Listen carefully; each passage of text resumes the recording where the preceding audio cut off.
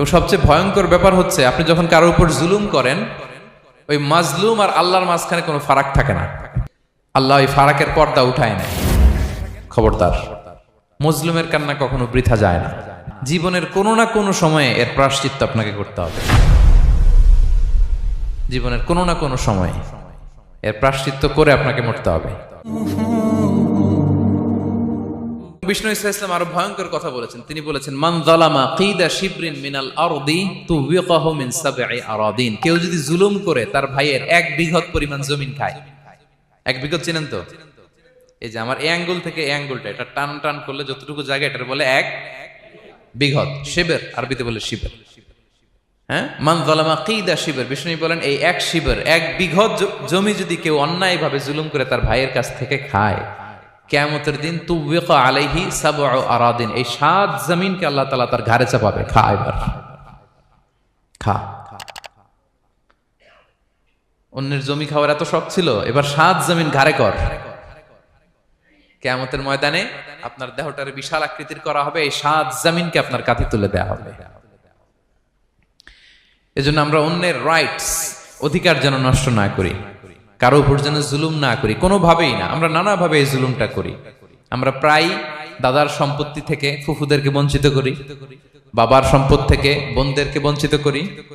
হ্যাঁ, নিজের ভাই আরেক ভাইকে, আপন ভাই ভাইকে বঞ্চিত করে, জুলুম করে। এরকম দৃশ্যপট আমাদের সমাজে আছে না নাই বলেন তো?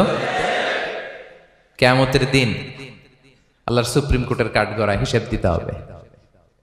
আর এই জালিমদেরকে আল্লাহ তাআলা পছন্দ করেন না। এবং সবচেয়ে ভয়ঙ্কর ব্যাপার হচ্ছে আপনি যখন কারোর উপর জুলুম করেন, ওই মাজলুম আর আল্লাহর মাঝখানে কোনো ফারাক থাকে না। আল্লাহ ওই ফারাকের পর্দা উঠায় নেয়। বিষ্ণু বলেন, ইত্তাকি দাওয়াতাল মাজলুম, তোমরা মজলুমের বদদোয়াকে ভয় করো, খবরদার। কারণ ফাইন্না লাইসা বাইনাহা ওয়া বাইনাল্লাহি হিজাব, তার আর আল্লাহর মাঝে কোনো পর্দা থাকে না। দোয়া করলেই ওটা আরশে যেয়ে কবুল হয়ে যায়। আল্লাহ তাআলার চারিপাশে অনেক পর্দা আছে।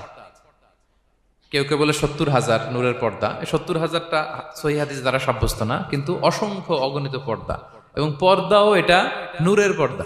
আচ্ছা বলেন তো, জানলা দিয়ে বাইরের আলো ঠেকাতে আমরা দেয়ালে জানালায় কি লাগাই? পর্দা লাগাই। পর্দাটা কিসের তৈরি? মোটা কাপড়ের, যাতে করে ওই আলো না আসে। কিন্তু আল্লাহর চারদিকে যে পর্দা, ওই পর্দাটা কিসের? নূরের, আলোর। ওনার পর্দায় আলো দিয়ে তৈরি। সুবহানাল্লাহ বললেন না? বিষ্ণু বলেন, ইত্তাকি দাওয়াতাল মাজলুম, মজলুমের বদদোয়াকে ভয় করো।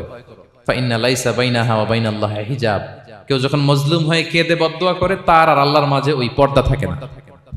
বদদোয়া করছে, ডাইরেক্ট কবুল।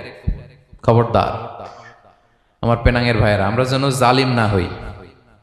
In it's any form, operation in it's any form, যেই কোনো ভাবে, যেই কোনো ক্ষেত্রে, যেই কোনো ধরনের হইতে পারে জুলুম। কাউকে আপনি ছোট্ট কোনো কাজে ঠকালেন, বন্টন নীতিতে ঠকালেন, হ্যাঁ, জমি মেরে দিয়ে ঠকালেন, আমানত মেরে দিয়ে ঠকালেন, ইন ইটস এনি ফর্ম যদি জুলুম করে থাকেন, খবরদার, মজলুমের কান্না কখনো বৃথা যায় না।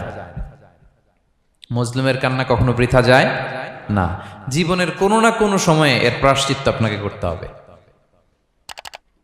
জীবনের কোনো না কোনো সময়ে এর প্রায়শ্চিত্ত করে আপনাকে মরতে হবে। তাহলে কোন বিশ্বাসী কি জালিম হতে পারে? কারণ ইন্নাল্লাহা লা ইউহিব্বুল যালিমিন, আল্লাহ তাআলা জালিমদেরকে পছন্দ করেন না।